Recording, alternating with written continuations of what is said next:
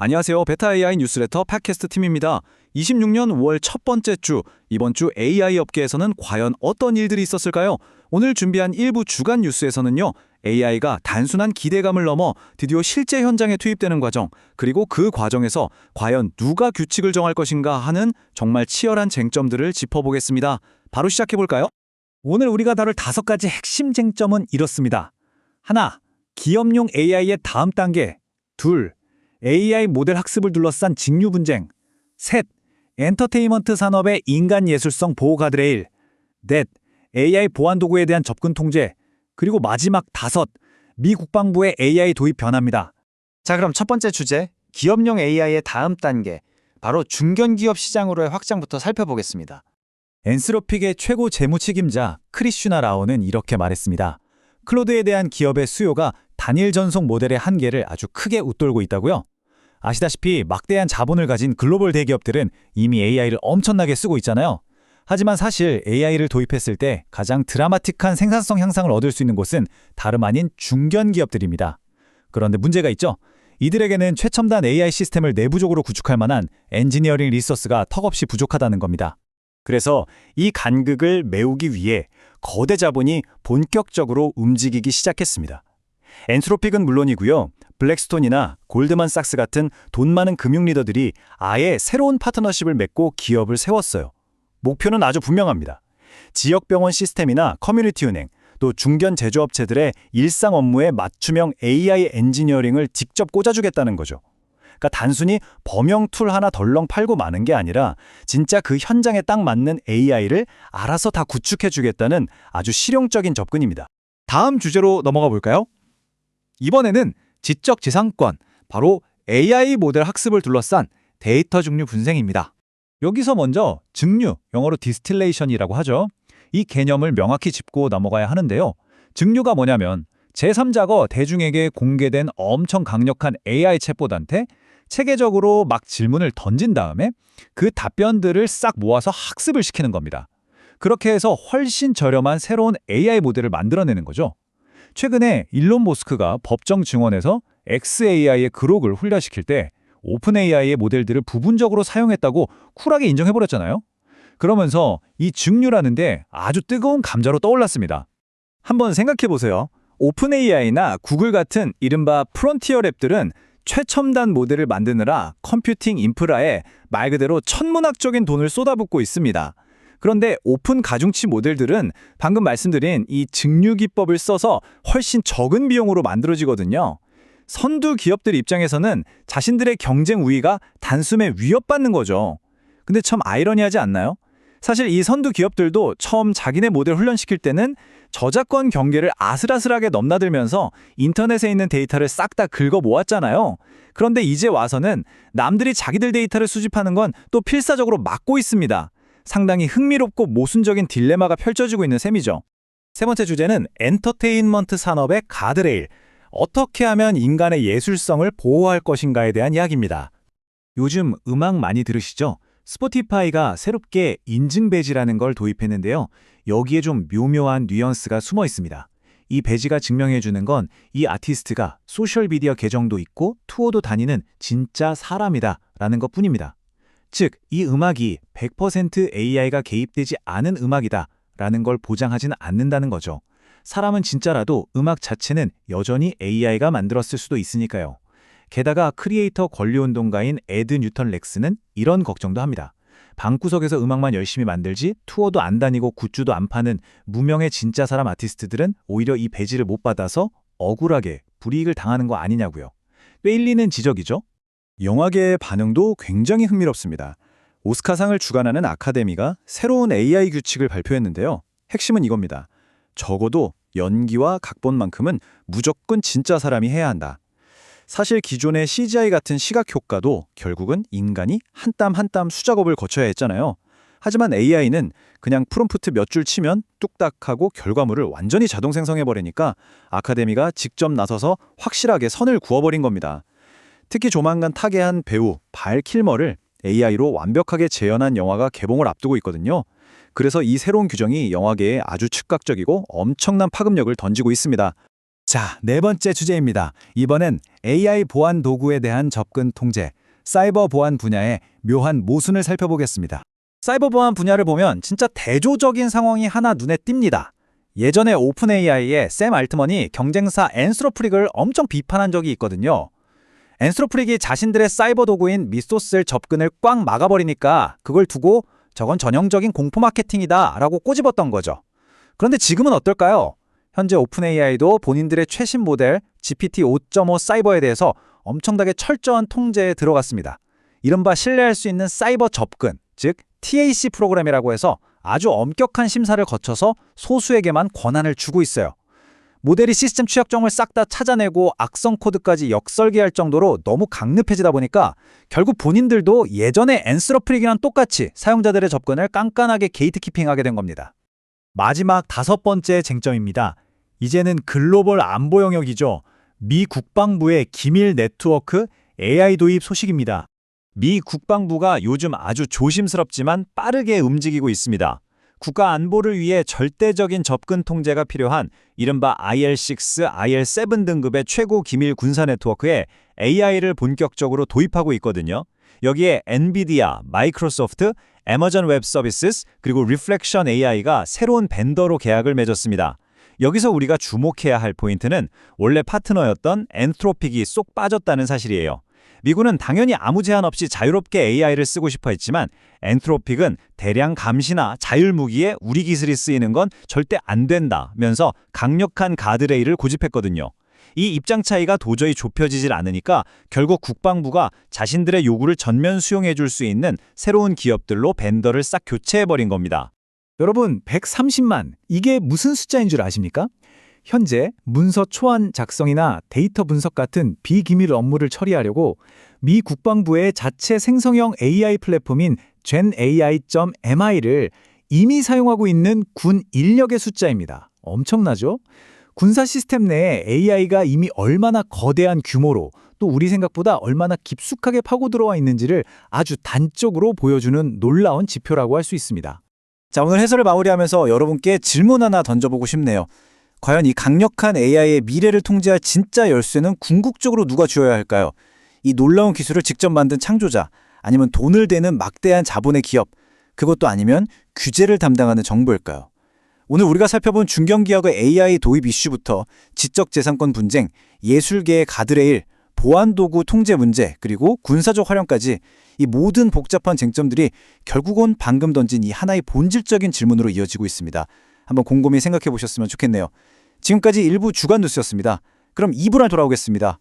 2부에서는 주간 AI 오픈소스 코드와 논문 소개가 아주 알차게 준비되어 있으니까요. 끝까지 함께해 주시기 바랍니다. 감사합니다. Beta AI newsletter, your favorite AI newsletter. 매주 수요일 오후 2시엔 이메일에 AI 소식을 전해드려요. Beta AI newsletter, your favorite AI newsletter. 매주 수요일 오후 2시엔 이메일에 AI 소식을 전해드려요. 베타 AI 팟캐스트 2부로 돌아왔습니다. 자, 이번 2부에서는요, 현재 AI의 최전선에서 논의되는 아주 흥미로운 논문 3편, 그리고 개발자분들이 지금 당장 가져다 쓰실 수 있는 아주 유용한 오픈소스 도구 2가지를 짚어보려고 합니다. 그냥 기술을 나열하는 게 아니고요, 이 기술들이 도대체 현실에 어떤 문제를 풀고 있는지 그 맥락을 한번 같이 짚어보죠. 오늘 살펴볼 내용들은 이렇습니다. 먼저 몰모액트2, 러닝 while deploying, 피지션 벤치 이렇게 논문 3편을 보고요. 이어서 모션 캐시와 T2PO 이렇게 2가지 오픈소스를 차례대로 만나보겠습니다. 자, 그럼 첫 논문으로 바로 넘어가 볼까요? 먼저 첫 논문입니다. 완전 공개형 행동 추론 모델 몰모액2입니다. 우리가 시각, 언어, 행동, 즉 VLA 모델을 실제 로봇에 올리려고 할 때 가장 막막한 게 바로 비용과 접근성 문제입니다. 기존의 성능 좋다는 모델들은 거의 다 닫혀 있거나 아니면 정말 비싼 하드웨어를 요구하잖아요. 그런데 몰모 액트는 좀 다릅니다. 이 팀은 모델 가중치는 물론이고요. 학습 코드, 그리고 720시간 분량의 비매뉴얼 YM 데이터까지 싹 다 공개해버렸습니다. 심지어 장비 세팅 비용이 $6,000 이하인 환경을 타겟으로 잡았거든요. 굳이 값비싼 하드웨어 없이도 당장 연구나 실사용이 가능한 아주 실용적인 저비용 생태계를 열었다고 볼 수 있죠. 여기서 기술적으로 눈여겨볼 만한 게 바로 몰모싱크라는 적응형 깊이 추론 방식인데요. 생각해보면 로봇이 움직일 때마다 시야에 들어오는 전체 화면을 매번 다시 계산하면 시간이 너무 오래 걸리겠죠. 그래서 몰모싱크는 화면에서 새롭게 변화한 부분 딱 그 영역에 대해서만 깊이 토큰을 다시 계산합니다. 이 방식 덕분에 주변 공간을 이해하는 능력은 그대로 유지하면서도 쿠다 그래프를 적용했을 때 무려 55.79Hz라는 꽤 실용적인 제어 속도를 뽑아냈습니다. 로봇 제어의 효율을 정말 의미 있게 개선한 결과죠. 이어서 두 번째 논문으로 넘어가 보겠습니다. 현장에 배치된 상태에서 스스로 학습하는 로봇, Learning While Deploying, 줄여서 LWD입니다. 보통 통제된 연구실에서 모은 오프라인 데이터만으로는 현실에서 벌어지는 온갖 돌발 상황을 다 커버하기가 불가능에 가깝습니다.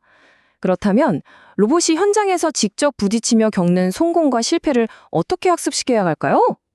여기서 제안하는 핵심 아이디어가 바로 DIVL이라는 방법론인데요. 여러 로봇이 겪은 경험 데이터를 그냥 평균값 하나로 뭉뚱그리는 대신에 가치의 분포 자체로 모델링하는 겁니다. 이렇게 하면 어쩌다 한 번 발생하는 희귀한 성공 패턴들도 묻히지 않고 보존되기 때문에 아주 복잡하고 이질적인 데이터가 섞인 현장에서도 안정적으로 학습을 이어갈 수 있는 거죠. 성능 향상폭을 보면 꽤 인상적입니다. 실제로 16대의 양팔 로봇을 동원해서 식료품 진열이나 요리 같은 장기 과제를 테스트했는데요. 기존 방식이 성공률 0.68에 그쳤다면 LWD 온라인 방식은 0.91까지 올라갔습니다. 전체 평균 성공률로 보면 95% 수준이고요. 특히 로봇이 다음 행동을 결정하지 못하고 주춤거리는 망설임 시간도 23.75초나 줄어들었습니다. 확실히 현장에서의 동작 안정성이 높아진 게 보입니다. 물론 현장 배치의 실용 가능성을 높인 건 맞지만 아직 풀어야 할 숙제도 있습니다. 연구진도 객관적으로 언급하고 있는데요. 지금의 온라인 업데이트 주기가 다소 단순하게 설정되어 있고 긴 작업을 시킬 때도 짧은 명령어에 지나치게 의존하는 경향이 있다고 합니다. 무엇보다 로봇이 오랫동안 작동하려면 명시적인 안전성 모델링이 필수적인데 이 부분이 아직 부족해서 앞으로 이 분야 연구자들이 계속 고민해봐야 할 지점인 것 같네요. 다음 논문으로 가볼까요? 세 번째 논문은 임상 워크플로우 안에서 대형 언어 모델들을 평가해본 연구, 피지션 벤치입니다. 지금까지 의료 AI를 평가할 때는 주로 모델이 의학 지식을 얼마나 잘 암기하고 있는지에 초점을 맞췄죠. 하지만 실제 병원에서 의사들의 업무는 전자의무 기록, 즉 EHR 시스템 안에서 환자의 전체 흐름을 관리하는 아주 역동적인 과정이잖아요. 그래서 피지션 벤치는 단순 지식 테스트를 넘어서 실제 EHR 환경에서의 동적 실행 능력을 평가합니다. 100건의 실제 진료 사례를 바탕으로 에이전트가 FIR 기반 API와 14개의 도구를 직접 다루도록 했어요. 과제 하나를 끝내려면 평균 27번이나 도구를 호출하면서 진단, 처방, 문서 작성까지 이어나가야 하는 아주 현실적이고 복잡한 업무 흐름을 그대로 구현해 놓은 겁니다. 자, 그럼 현재 네로라 하는 모델들을 이 복잡한 환경에 던져놓으면 실력이 어떨까요? 결과를 보면 생각보다 현실의 벽이 높습니다. 가장 성능이 좋다는 최고 수준의 상용 모델조차 성공률이 46%밖에 안 나왔거든요. 심지어 3번을 시도해서 모두 성공해야 하는 안정성 지표를 보면 겨우 28%로 뚝 떨어집니다. 오픈소스 모델들이 기록한 19%보다는 낮지만 실제 의료 현장에 이런 자율 에이전트를 믿고 맡기기엔 아직 갈 길이 한창 멀다는 걸 아주 객관적으로 보여주는 수치죠. 그럼 도대체 어느 구간에서 이렇게 실패를 하는 걸까요? 오류 데이터를 뜯어보면 50.4%는 임상 추론 자체를 잘못한 경우였습니다. 그런데 더 흥미로운 건 18.8%를 차지하는 실행 간극 문제예요. 예를 들어 에이전트가 진단서에는 이 약을 처방하겠습니다 라고 아주 그럴듯하게 적어놓고는 정작 실제 시스템에 들어가서 FHIR 처방 리소스를 생성하는 행동은 깜빡하고 빼먹는 식이죠. 반일 질문에는 답을 잘 하더라도 이렇게 다단계로 이어지는 워크플로우를 처음부터 끝까지 실수 없이 해내는 게 지금의 AI에게는 꽤 취약한 부분이라는 걸 잘 짚어냈습니다. 자, 이제 오픈소스 코드 섹션으로 넘어가 보겠습니다. 먼저 소개할 프로젝트는 긴 영상 생성 속도를 끌어올려주는 모션 캐시입니다. 자기 회귀 방식으로 영상을 만드는 모델들은 긴 분량을 생성할 수 있다는 게 장점이지만 아시다시피 추론 시간이 너무 오래 걸립니다.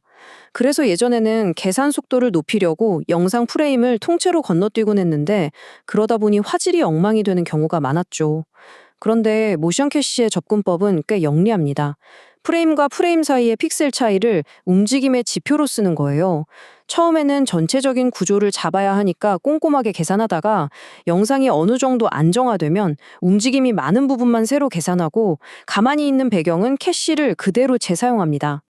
그렇게 해서 얻은 결과가 바로 이 6.28이라는 숫자입니다.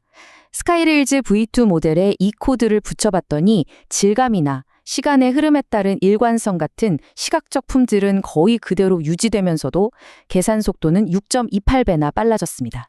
영상 생성 쪽 연구하시거나 서비스 만드시는 분들 추론 병목 때문에 답답하셨다면 기존 방식들보다 훨씬 효율적으로 써먹을 수 있는 유용한 도구가 될 겁니다. 마지막으로 살펴볼 오픈소스 프로젝트는 다중턴 에이전트의 학습을 안정화해주는 T2PO입니다. 요즘 여러 번에 걸쳐서 복잡한 임무를 수행하는 에이전트를 많이들 개발하시는데 학습을 돌리다 보면 모델이 갑자기 바보가 되면서 무너지는 경우가 잦습니다. 이 프로젝트에서는 그 원인을 에이전트의 망설임, 즉 과잉 사고에서 찾았는데요. 에이전트가 문제 해결이랑은 전혀 상관없는 생각에 빠져서 빙빙 돌거나 이미 실패했던 행동을 여러 턴 동안 무의미하게 반복하면서 귀중한 탐색 기회를 날려버리는 현상을 말합니다. T2PO는 바로 이 쓸데없이 낭비되는 상호작용의 고리를 과감하게 끊어내는 역할을 합니다. 구체적인 작동 방식은 두 단계입니다. 먼저 토큰 수준에서는 시스템이 불확실성을 계속 모니터링 하다가 얘가 지금 더 이상 의미 있는 정보를 못 찾고 있네 싶으면 강제로 과잉 사고를 중단시킵니다. 그리고 턴 수준에서는 만약 에이전트가 이전 턴이랑 똑같은 패턴으로 의미 없는 짓을 반복하면 그 턴을 아예 새로 샘플링해서 낭비를 막아버려요. 불확실성 신호를 잣대로 삼아서 비효율적인 탐색 경로를 아주 정밀하게 쳐내는 거죠. 실제 개선 수치도 상당히 실용적입니다. 웹샵 환경에 적용해본 결과 에이전트가 과제를 완수하는 데 들어가는 상호작용 턴수가 기존보다 25%나 줄어들었습니다. 그러면서도 81.64%라는 아주 안정적인 성공률을 뽑아냈죠. 한마디로 에이전트가 쓸데없는 고민은 줄이고 꼭 필요한 행동만 효율적으로 하도록 만들어주는 아주 매력적인 강화학습 코드라고 할 수 있습니다. 오늘 살펴본 오픈소스 프로젝트들 정말 유용해 보이죠? 자세한 기터브 링크와 데모는 뉴스레터에서 확인하실 수 있습니다. 꼭 한번 직접 테스트해 보시길 권해드립니다. 자, 오늘 살펴본 내용들을 쭉 되짚어보면요. 현장에서 스스로 적응하며 배우는 로봇부터 복잡한 병원 시스템을 누비려는 의료 에이전트, 그리고 이 모든 개발 과정을 가속화해주는 오픈소스 도구들까지 정말 AI가 현장에 배치되기 위한 실용화 연구가 빠른 속도로 진행되고 있다는 걸 체감할 수 있습니다. 과연 이런 개방형 기술과 새로운 접근법들이 통제된 시뮬레이션 환경과 변수투성이 물리적 현실 사이의 거리를 얼마나 빨리 좁혀줄 수 있을까요? 여러분의 생각은 어떠신가요? 그럼 다음 주 수요일엔 뉴스레터와 팟캐스트로 돌아오겠습니다. 나 몸의 특정 부위를 전담해서 인식하는 가벼운 전문가 모델들을 배치했어요. 이걸 휴먼 어웨어 MOE라고 부르는데요. 이를 통해 영상의 구조적 안정성을 꽉 잡아줍니다. 그리고 공간 구조와 공동 생성 방식을 통해 상호작용할 때의 물리적 기하학, 즉 형태의 규칙을 모델에 직접 주입하는 거죠. 진짜 재미있는 건 실제로 영상을 만들어내는 추론 단계에서는 이 복잡한 계산 과정을 아예 빼버려서 속도 저하가 전혀 없다는 겁니다. 정말 효율적이죠? 오늘 에이전트의 세계를 이해하는 모델부터 대규모 상업용 가상 피팅, 그리고 체계적인 에이전트 설계 도구와 시각적 한계를 극복하는 오픈소스 코드들까지 쭉 살펴봤습니다. AI가 이제 단순히 텍스트를 이해하는 것을 넘어서 물리적인 세계의 법칙과 공간감까지 스스로 인식하고 활용하기 시작했습니다. 과연 이런 기술들이 앞으로 우리의 디지털 환경, 나아가 일상적인 도구들을 얼마나 빠르고 깊게 변화시키게 될까요? 자세한 GitHub 링크와 데모는 뉴스레터를 참고해주세요. 그럼 다음 주 수요일엔 뉴스레터와 팟캐스트로 돌아오겠습니다.